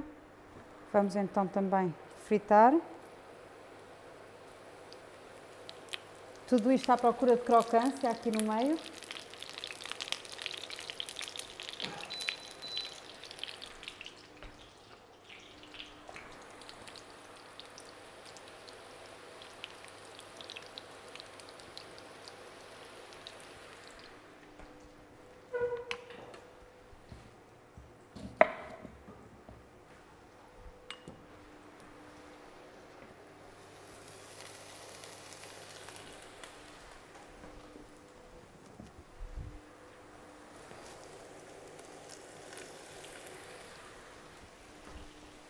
Estamos bem a tempo, temos mais 20 minutos aqui online a fazer este prato para a noite de Natal, um bocadinho mais trabalhado, mas no fundo as partes mais importantes, que são o peru recheado, acaba por ser fácil de fazer com alguma antecedência. Estes pormenores é que já são ideias que ficam talvez para momentos em que temos menos pessoas e que podemos ir mais ao pormenor para fazer estas, mas também, por exemplo, estas chips de xeróvia são muito fáceis, portanto podem preparar e fritar na fritadeira, como se fritam as batatas fritas.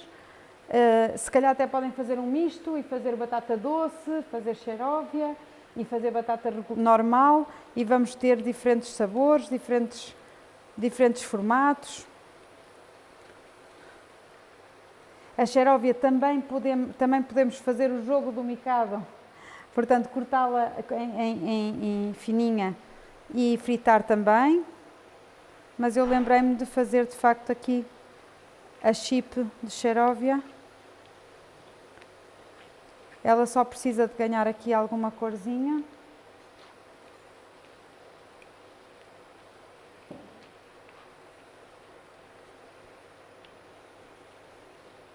E já começa a ter já começa a ter cor.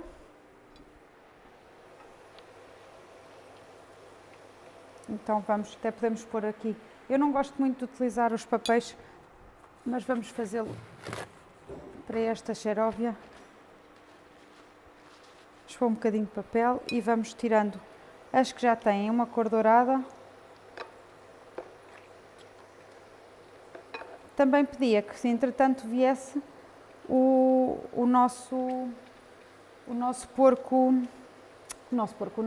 lombo de peru recheado. Pode vir entretanto, para começarmos a fazer aqui as montagens finais. Hoje vamos ter aqui um convidado especial para a prova. Vamos ter aqui o Miguel.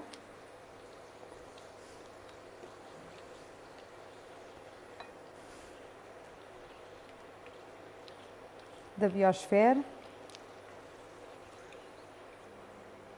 que nos honra aqui com a sua presença. Muito bem. Eu continuo a tentar fazer aqui o caramelo. Ora,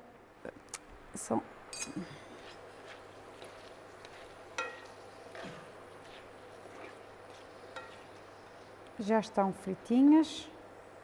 Mais um estaladiço para o nosso prato. Que bonitas que me parecem. Estas vão para aqui.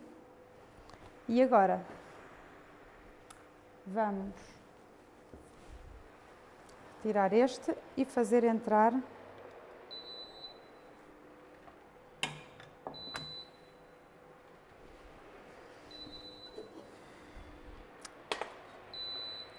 já vamos tendo aqui as várias preparações. Então o que é que vamos ter? Vamos ter aqui o nosso esparregado da selga.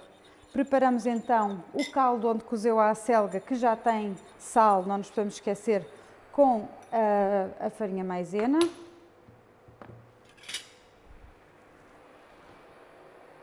E vamos verter e fazer cozer, criando uma pasta. E vamos colocar a nossa xeróvia, desculpem, portanto aqui a acelga.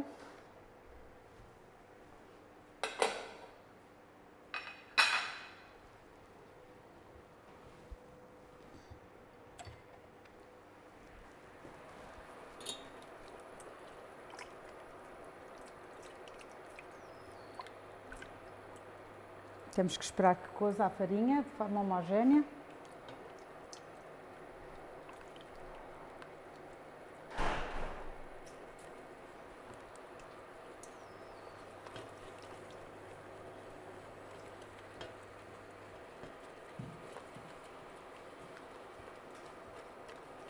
Já está a ficar bastante espesso. Vamos colocar o alho para darmos aqui um sabor adicional. Importante. Vamos colocar a nossa xeróvia. É a selga, mas eu continuo a dar-lhe, que quando chegar a Páscoa tenho que lhe dar as amêndoas. E vamos misturar, vai-lhe dar aqui alguma cremosidade.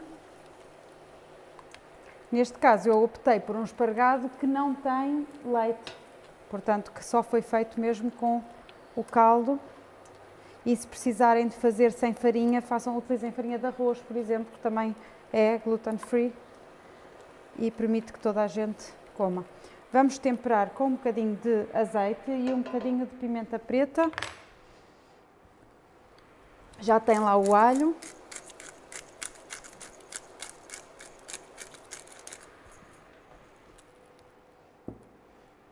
Temos que provar de sal. O que é que eu estava a fazer? O alho, a pimenta preta.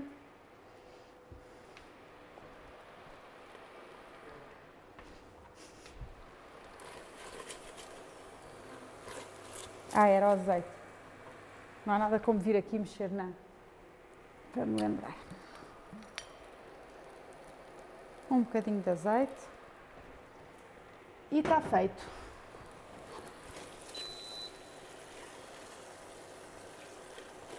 O que podemos agora adicionar, um bocadinho de coentros, é só uma erva final. Coentros e salsa que temos aqui. Picadinhos. Deixar um bocadinho para decoração.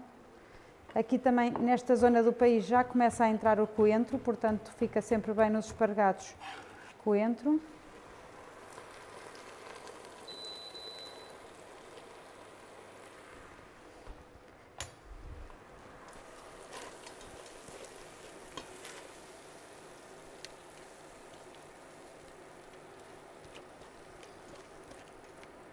E já temos o nosso espargado feito. Vamos aqui buscar uma tacinha para vos mostrarmos o resultado do espargado. E não tarda, temos que fazer um prato com estas coisinhas todas. Cheira maravilhosamente. Aqui temos um espargado de xeróvia.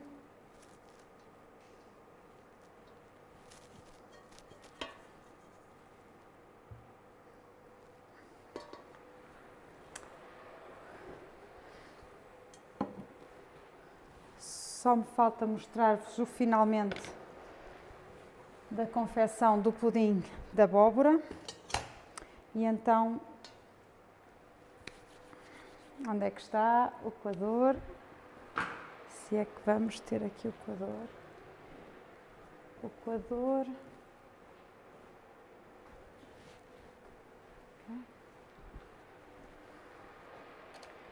Então é mais fácil aproveitarmos aqui, vamos coar a abóbora bem coadinha.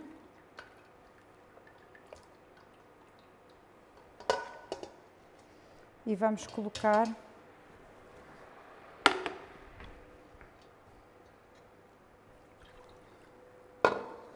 isto foram muitas confecçõezinhas pequeninas, estou-me aqui a ver aflita com o espaço. Então vamos lá. Vamos colocar então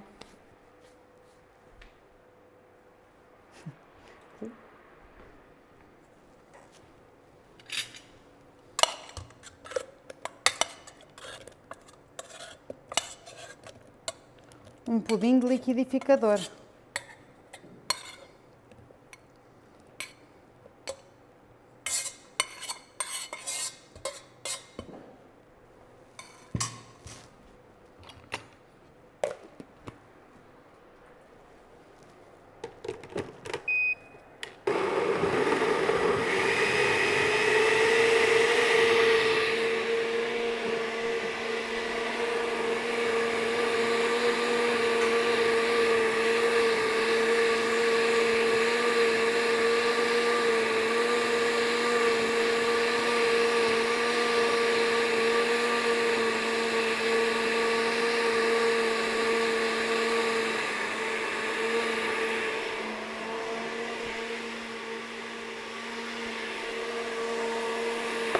Vamos então colocar aqui o nosso caramelo na nossa forma e deixar arrefecer.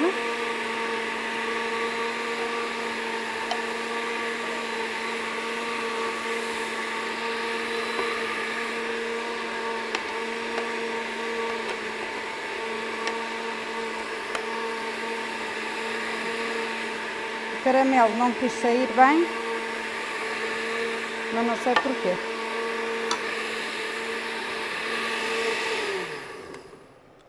E tendo o caramelo frio, que aqui é de imediato, vamos colocar então o preparado, que vai então 50 minutos ao forno, pelo menos. Portanto, na verdade, verifiquem bem, depende da altura. Depende também da altura que estamos a fazer e depende também do forno, portanto, o que vai é em banho-maria, portanto, aqui num recipiente maior, e em banho-maria significa então que eu vou colocar água até mais ou menos, pelo menos metade do nosso formato. Aqui não vou fazer porque ele vai andar, acabamos de pôr na cozinha.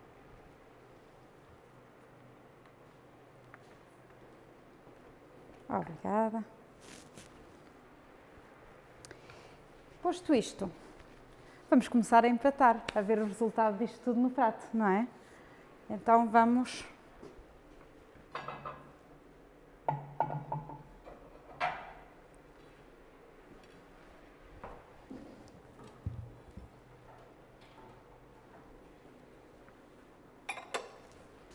começar aqui a limpar a nossa mesa para não nos esquecermos de nada.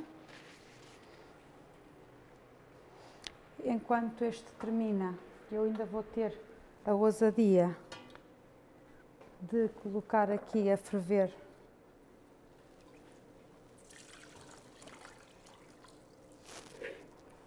porque é de facto muito simples,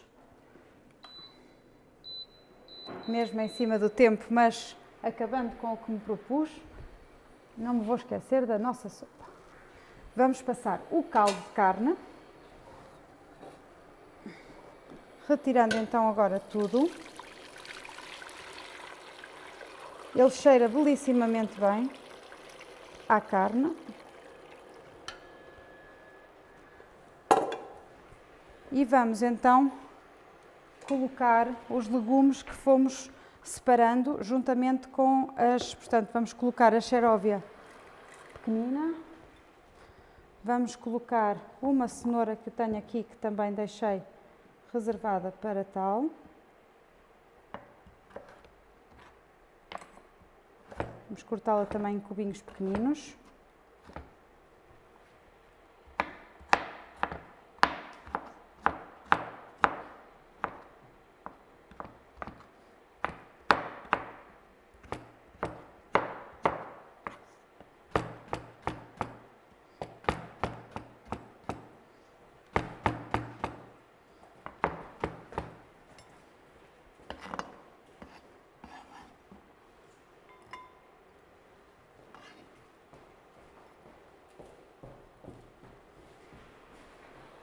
Vamos então pôr a cozer. Vamos lhe juntar, eu também gosto de pôr ervilhas, também gosto, ficam, porque assim são os quadradinhos e os redondinhos. E vamos colocar então a massa, quando está a ferver, mexendo um pouco para não ficar colado no fundo da panela.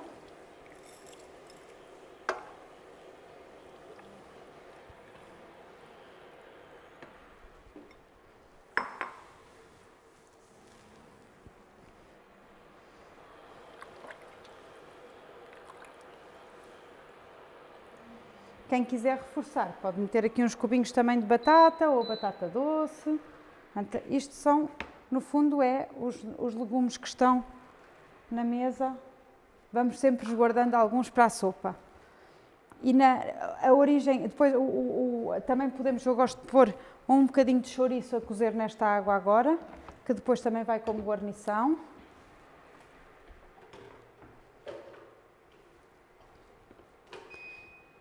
E agora sim, que temos a sopa a andar mesmo para o último empratamento, podemos ter aqui, vamos fazer aqui uma caminha do nosso espargado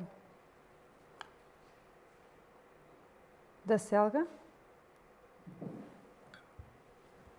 Vamos lhe conferir aqui alguma cor com o nosso marmelo. Antes disso, vamos preparar a carne. Opa! 2, 3. Aí vai ela. Podemos então tirar o fio.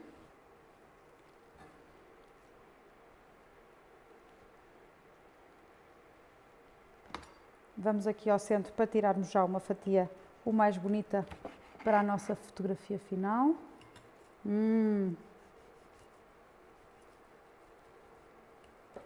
Acho que está com bom aspecto.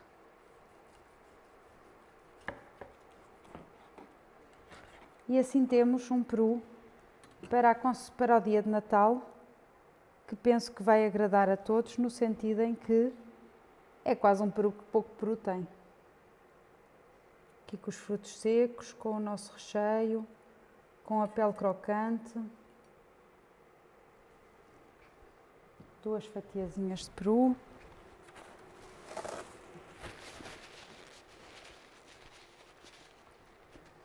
E vamos agora colocar os outros elementos para dar aqui no fundo uma crocância a este prato. Neste caso, o espargado vai acabar por funcionar como molho do próprio peru, no sentido em que dar alguma cremosidade a quem está a comer o prato, a xeróvia e os nossos caules, até os vermelhos, o verde e o vermelho.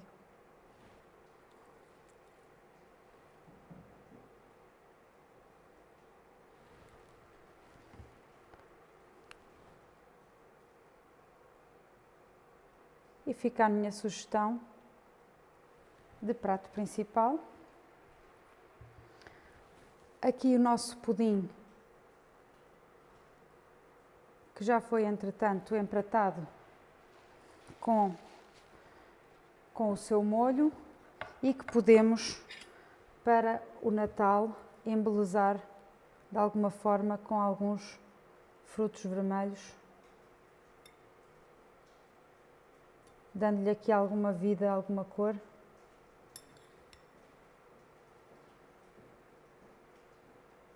E um pouco de hortelã.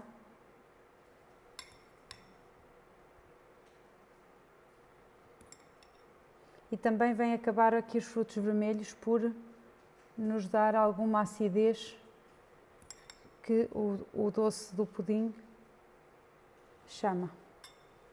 Portanto, fica aqui também uma sugestão simples. E para terminarmos,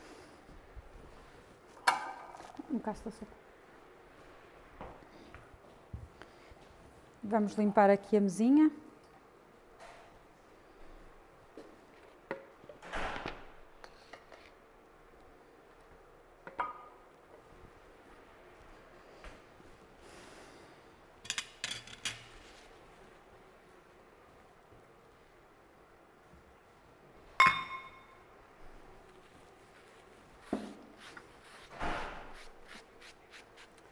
com produtos locais, fazer comida saborosa, de alguma forma económica,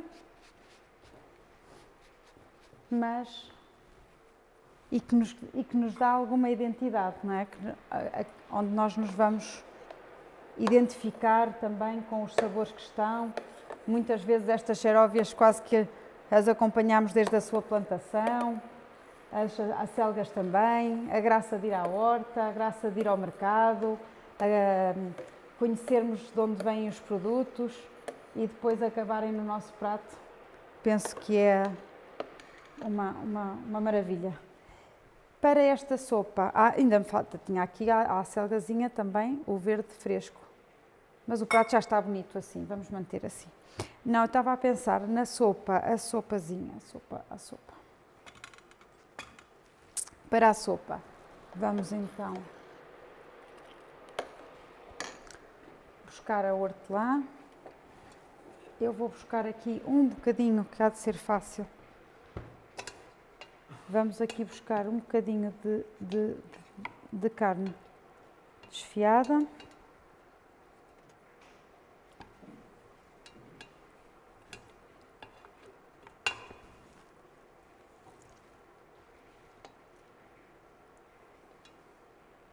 Vamos desfiar um pouco de carne no prato. Assim também aqui o desperdício é o menor possível.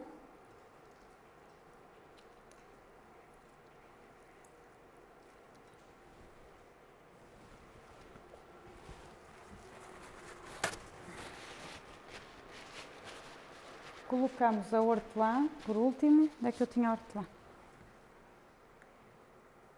Ainda está aqui um bocadinho de hortelã. Está, sim, senhor.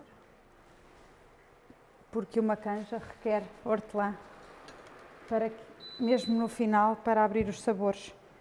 E vamos servir então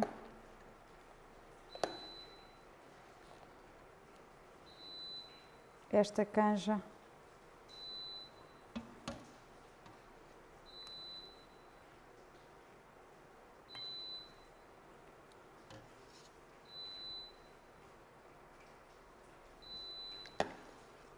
Que nos vai confortar para passarmos às festas da passagem do ano.